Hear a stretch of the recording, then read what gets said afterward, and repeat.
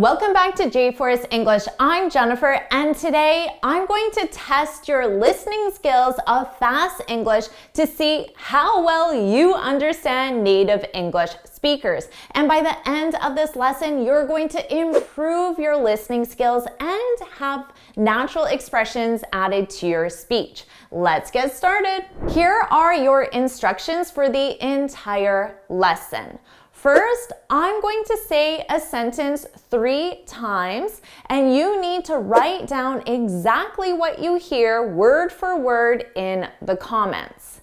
Next, I'm going to explain exactly what I said, and I'll explain the pronunciation changes that take place in fast English, and I'll explain the expressions that I used as well. Are you ready? Here we go. Looks like we're back to square one. Looks like we're back to square one. Looks like we're back to square one. I said, looks like we're back to square one. Did you get that one? Let's talk about the pronunciation changes. Notice the contraction, were. This is we are. As a contraction, were. Now, notice how unstressed my pronunciation is. It sounds like were, not we're, were. This is how native speakers say it at a natural pace. We're back, we're back, we're back. We're back to, this sounds like t in real English, t. We're back to square one. We're back to square one. Now, what does this mean, to be back to square one? Well, square one on a board game is the beginning of a board game. So when you're back to square one, it means you're back to the beginning. And you're back to the beginning, the start, because you tried something and it didn't work. So you had a failed attempt, and you have to try again. Looks like we're back to square one. It looks like we have to start again from the beginning because our first attempt failed. Our next listening exercise, I'll say it 3 times. I don't know if we can trust her. She's pretty wishy-washy. I don't know if we can trust her. She's pretty wishy-washy. I don't know if we can trust her. She's pretty wishy-washy. I said, I don't know if we can trust her. She's pretty wishy-washy. First, let's talk about don't know. At a natural pace, this sounds like don't know. I don't know. I don't know. Don't know. I don't know. I don't know if we can, notice here, we can trust. When can is the auxiliary verb, so it's not the main verb, we reduce this to kin. And it's very unstressed sound. I don't know if we can trust. And notice you hear trust more because it's the main verb, and can, which sounds like kin, is very short. Can trust. I don't know if we can trust her. Now, here, we can get rid of that H sound, and it just sounds like trust her. But then you combine it to the word before, trust her. I don't know if we can trust her. This is a contraction for she is. She's pretty wishy-washy. What does wishy-washy mean? To be wishy-washy, this is when you have no clear or consistent ideas or decisions. We generally use this as an adjective to describe someone who changes their mind, changes the decision that they make frequently. So that's why you don't know if you can trust her, because she says she's going to come to your party or help you move, but because she's wishy-washy, Tomorrow, she might change her mind and say, oh, actually, I'm not coming to the party, or I'm not going to help you move. But then maybe the next day, she changes her mind again and she does come to your party. She's wishy-washy. I don't know if I can trust her. She's pretty wishy-washy. Our next listening exercise, I'll say it 3 times. You gotta give him props. He's a real trooper. You gotta give him props. He's a real trooper. You gotta give him props. He's a real trooper. I said, you got to give him props. He's a real trooper. You got to sounds like gotta. You gotta give him. Same thing we saw with her. Get rid of the H and it will sound like im. But you can combine it to the word before. Give 'em. Give 'em, give 'em. You gotta give 'em props.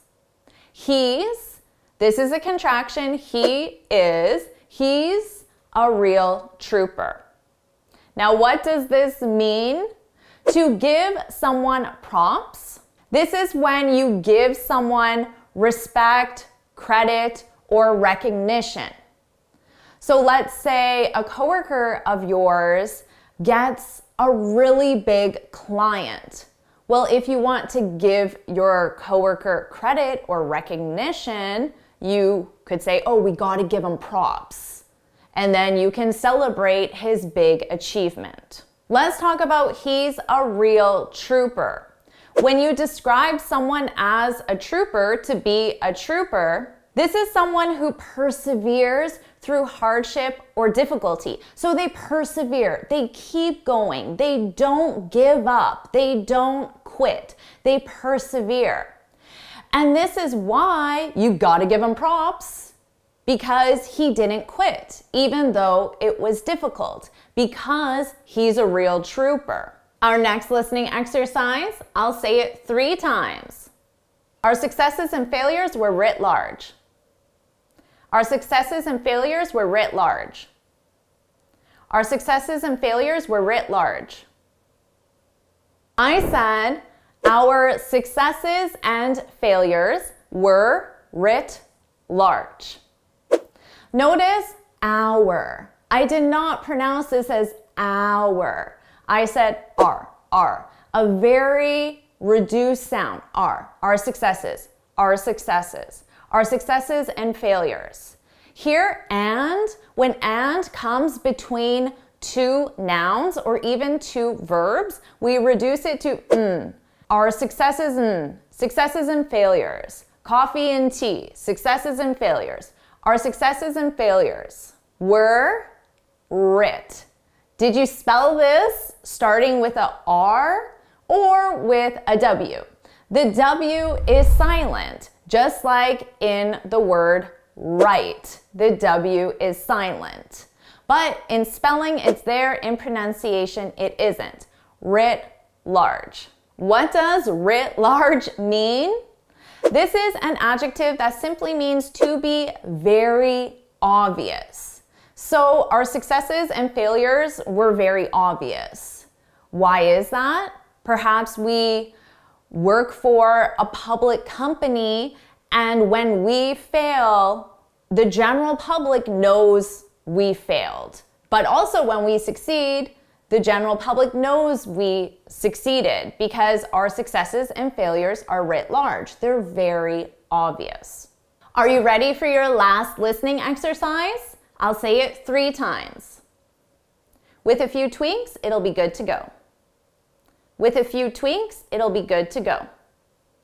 With a few tweaks, it'll be good to go. I said, with a few tweaks, it'll be good to go. Did you hear that contraction? It'll. It will sounds like it'll.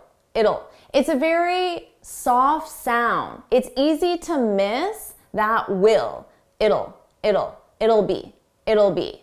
But without it, the sentence wouldn't be grammatically correct. If I said it be, that isn't correct. It will be. It'll be. It'll be Good to go. Just like we saw before, to is a reduced sound, an unstressed sound, to. Good to go, to go, to go. Good to go, good to go. What does this mean? With a few tweaks, tweaks are changes, small changes. So let's say you're writing a report and your boss or coworker wants you to remove this section and add this information. That would be a tweak, a tweak. You need to make a small change, a tweak. With a few tweaks, with a few changes, it'll be good to go. When something is good to go, it means it's ready.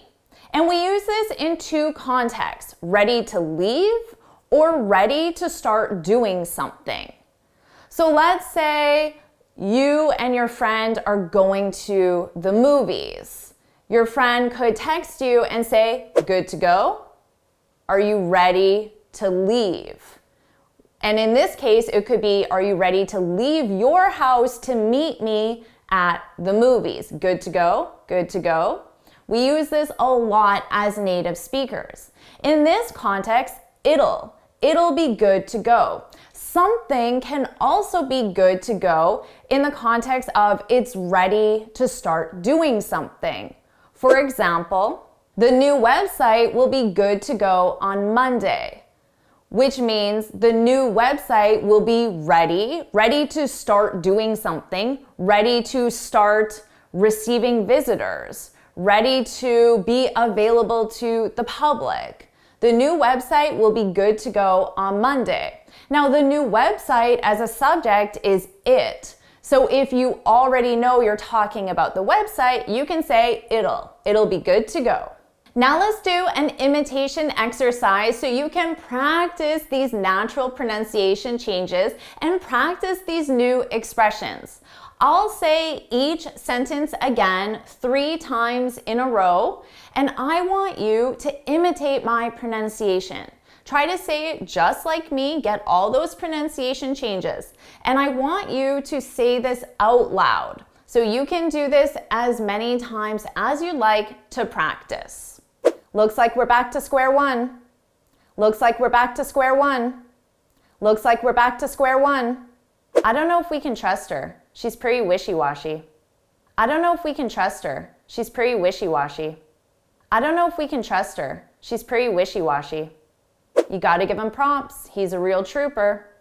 You gotta give him props. He's a real trooper. You gotta give him props. He's a real trooper. Our successes and failures were writ large.